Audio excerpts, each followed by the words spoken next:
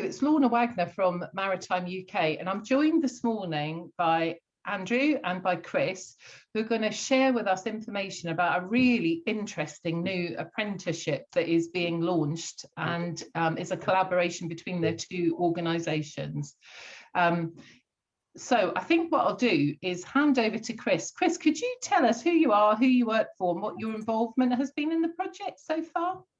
Yep. Hi, I'm Chris. I'm the Director of Training and Operations at UKSA. UKSA, we're a maritime charity based on the Isle of Wight. And our mission is to increase employment opportunities for young people in the maritime sector. And we saw that there was a need for apprenticeships in the growing workboat sector. So it was an area that we wanted to develop and engage with people and employers in the wind farm energy to deliver an apprenticeship for 2 years that would take the young person of 18 years of age and do a 2-year apprenticeship where they would then be able to hopefully become full-time employees in the offshore wind sector. Fantastic. And Andrew, could you introduce yourself and explain to us your organisation's involvement in the project, please? Yep, certainly, Lorna.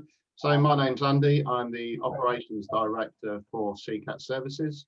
We're a company also based on the Isle of Wight, and we run a fleet currently of 14 vessels, working predominantly in the offshore energy support vessel industry.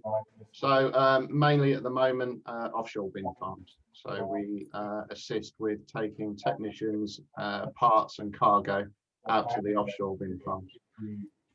This will be our 3rd apprenticeship that we've run over the years. The previous 2 were very good successes, and in fact some of the original apprentices are still with us over 5 years later in progressive roles. So they came through as an apprentice, stayed on with us at the end of it as a deckhand, and some have gone on to qualify as a vessel mate. And some of those that have left and gone into other areas of the maritime industry, I know have gone on to take their Master 200 certificate of competence. So it's a really good foothold in the maritime industry. This is an entry route, isn't it? This is helping people to get in. So for people that don't know anything about this one, so what's the full name of the apprenticeship and what level is it at? It's aimed at, like you said, an entry level, with the view that at the end of the apprenticeship, they will have all the qualifications and training required to become what we would call a deckhand. So a deckhand on one of our vessels. We usually man with, or crew with, minimum of 3 crew. So there would be a master, a vessel mate, and then the vessel deckhand. So is it level 3 or is it not classified with a number? Yes, it is a level 3 apprenticeship. So we talked about 18-year-olds because for this particular type of work, you have to be 18 to go to sea to do this. Would you be expecting these 18-year-olds to just have GCSEs in maths and English, or are you looking for other specific qualifications? Well, they don't actually have to have completed their GCSEs. But if they haven't got them qualifications, then it's something that they would have to take alongside doing the apprenticeship program. Okay.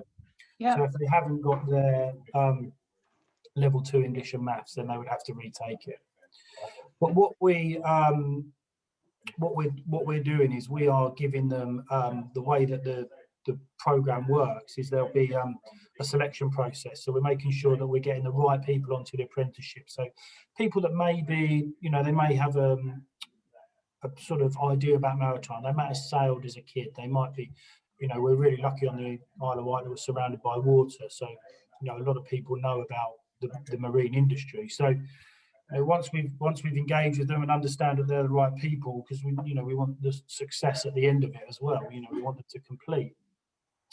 We'll then start them on a 4-week training program at UKSA on the first initial training phase whilst they're here, where we'll do, the basic entry-level requirements that you need to work on a vessel. So these are qualifications that you can't actually get on the boat without. So, you know, your STCW basic training certificates. We're going to be doing some AEC, some engine work. We're doing crane operators licenses. So there's lots of things within that first 4-week program before they'll be able to then go on to the boats with Seacat on a shift rotation process.